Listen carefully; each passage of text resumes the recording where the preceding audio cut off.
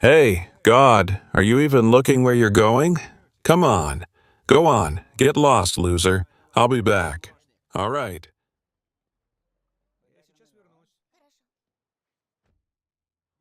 Problems, man. What problems, idiot? Me having problems? I'll show you problems, dumb.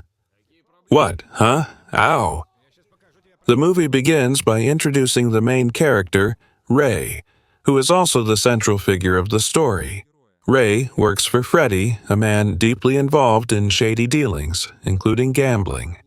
Right at the start, Ray meets Maddie, one of Freddy's closest aides. I've got Maddie here. Freddy? Friend? Yeah?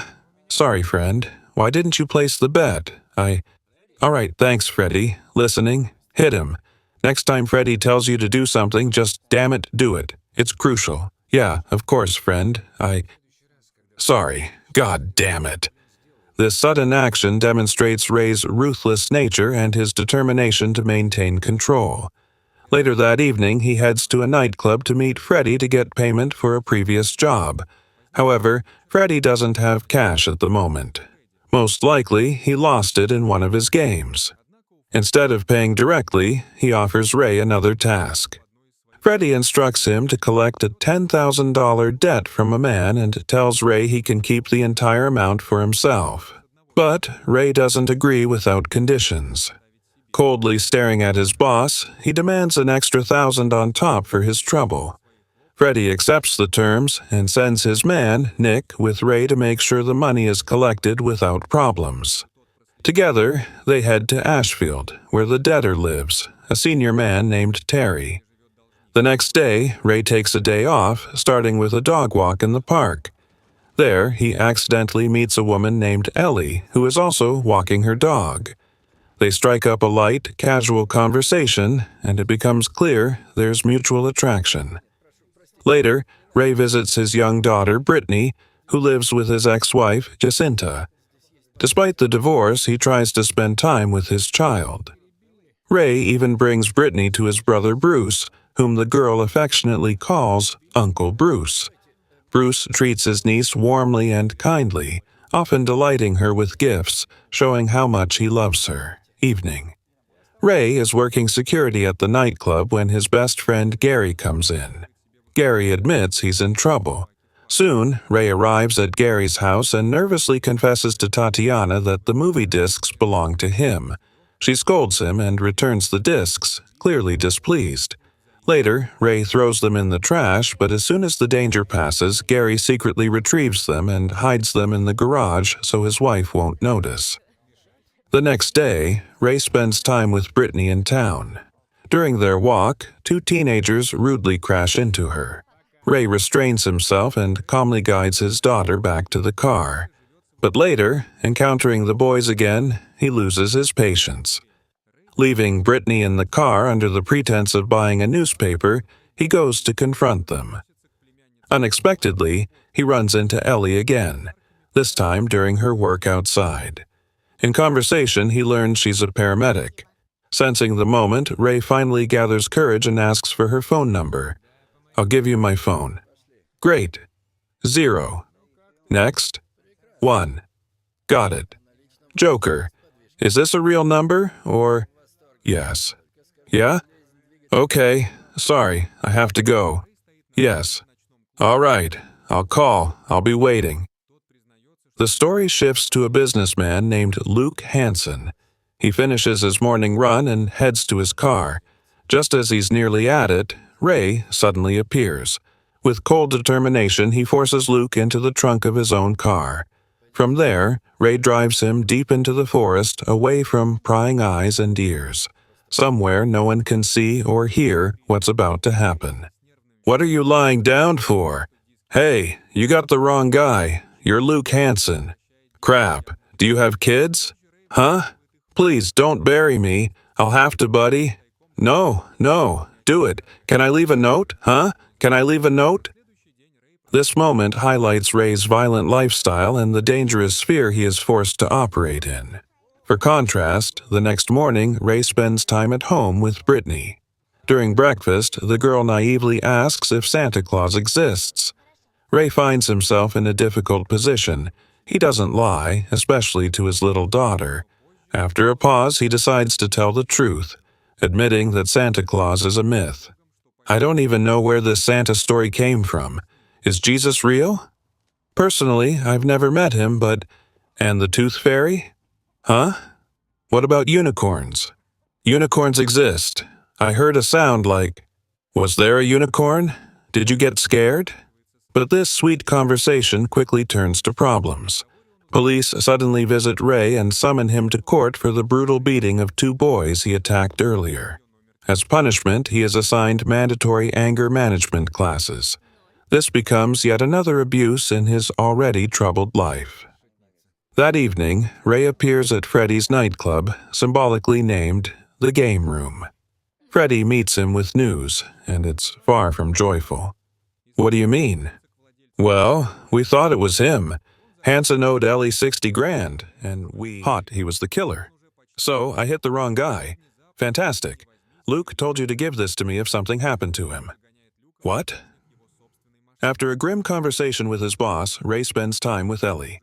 They go on a date, getting to know each other better. Ellie shares a personal story. She married very young, at 21, but the marriage quickly fell apart. Ray responds with a smirk, saying she dodged a bullet by avoiding a lifetime of misery in an unhappy marriage. Their chemistry grows, and by the end of the evening, they're at Ray's house. Their intimacy escalates. They spend the night together. The next day, Ray's world collapses. He receives a call from the hospital. His best friend, Gary, has fallen into a coma. Ray rushes there, finding a shattered Tatiana and her brother, Vasily. They said he might have brain damage. Well, enough. So what happened? Then others came and beat up Gary, took the guns. I don't know. They wore masks. I didn't see their faces. And during the deal, they took the guns. What's the name of the guy with the deal? And why didn't they beat you? Because the guns weren't with me. But I caught one of them. I hit him right in the face. And your hands don't hurt? No? That same night, unable to shake his suspicions, Ray goes to Vasily's house and beats him, demanding the truth. At first, Vasily denies everything, clinging stubbornly to his version. But under threats and beatings, he breaks. This is how your hand should look. Everything else about the truth, I swear on my family's life. Ray, I'm Gary's brother-in-law. Ray, I'll cut off You'll walk around the rest of your life with a stump. Vasily admits that he and his partner Kassam deliberately set up Gary but didn't expect the ambush to go so far or that Gary would suffer so badly. Furious at the betrayal, Ray forces Vasily to call Kassam and set a meeting. When Kassam arrives, Ray immediately points a gun at him. All right, spill it. Vasily planned this. He came to me a few days ago, suggested scamming Gary. Your friend got it in the balls, and he beat us too. Got their names? If I tell you, will you kill them? Ruthless and determined, Ray tracks down all participants one by one, making it clear, no one touches his friends without consequence. The next morning, Gary finally comes out of his coma, weak but grateful. He thanks Ray for being there and keeping everything under control while he was unconscious.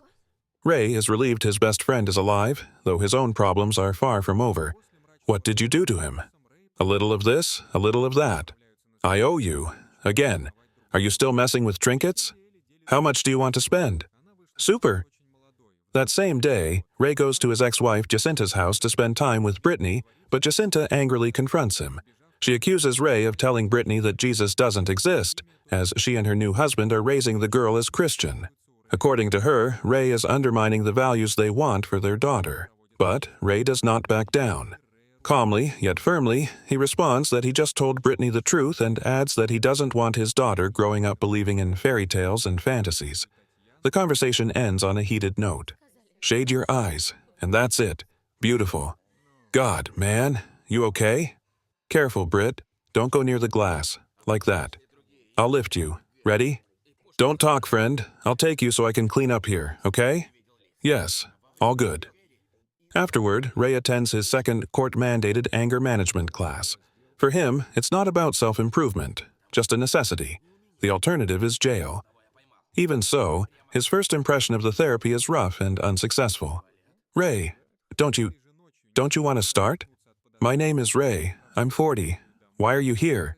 I beat a guy. Carlo, now you. Yes, I think I'm in the wrong place. What do you mean? No offense, but I'm not keen on sitting here with jerks who beat wives and kids, you know? Repeat everything. No, no, no, no. You're dead. I'll deal with you like a minor. You good, friend? All fine. If you act like that, you better pick a term. Later, Ray meets with his boss Freddy, who brings troubling news.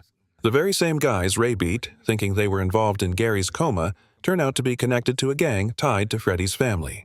The gang reports to a man named Davros, the brother of Freddy's brother-in-law.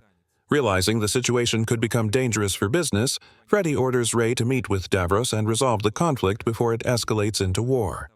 Meanwhile, trouble brews elsewhere. Immersed further in reckless behavior, Vasily, Tatiana's brother and Gary's brother-in-law, completely loses control. In an altered state, he breaks into Gary's house, aiming to steal from the safe.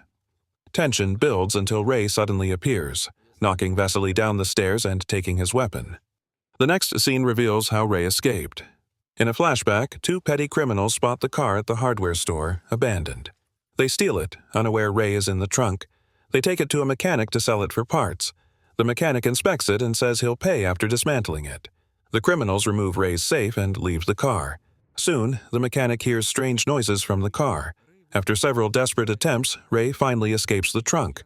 Exhausted but alive, he takes the driver's seat. Hungry and drained, he drives to a nearby takeout restaurant.